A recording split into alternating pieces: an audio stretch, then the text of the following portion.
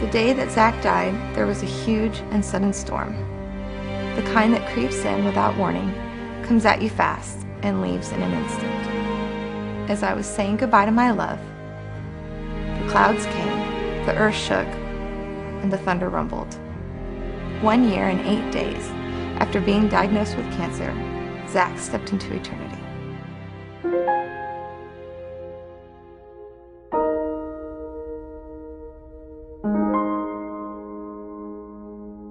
Ever since I was a little girl, I asked God to bring me the perfect husband.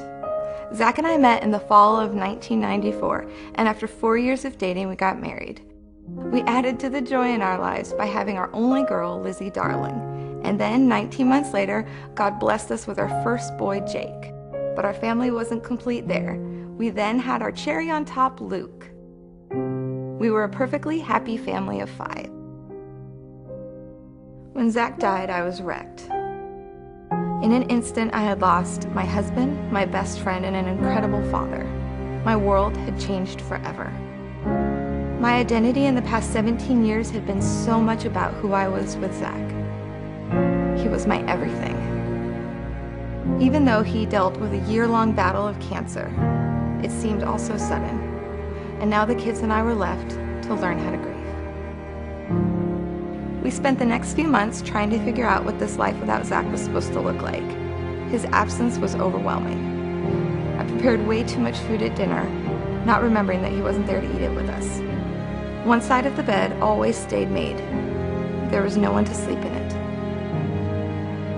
His chair sat empty, and I no longer heard the sounds of him and the kids playing while watching TV. We were now a family of 4. Grief is so hard. No one can tell you how you are going to feel or when it will strike. But God is so good and so faithful. He has given hope to our family. Hope for today when we grieve and all of the tomorrows that are yet to come.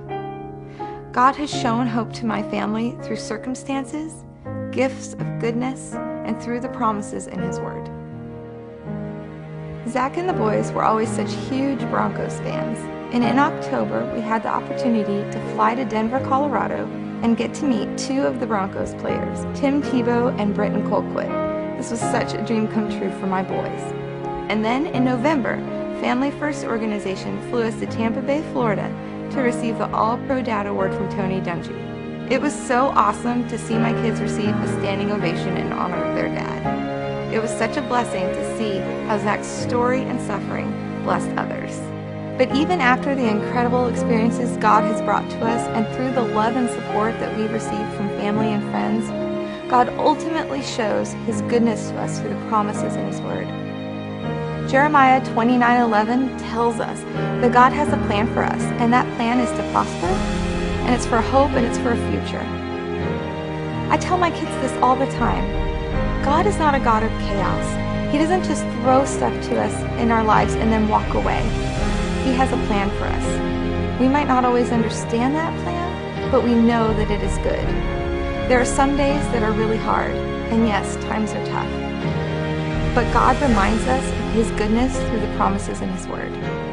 God shows hope to people in different ways. What's been my experience might not be yours. But I can tell you this, if you desperately seek and run after Him, He will make Himself known to you.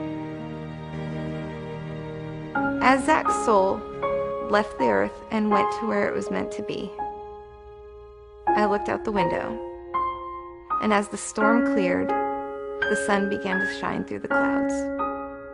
It was then I realized that he was healed. He was no longer in pain.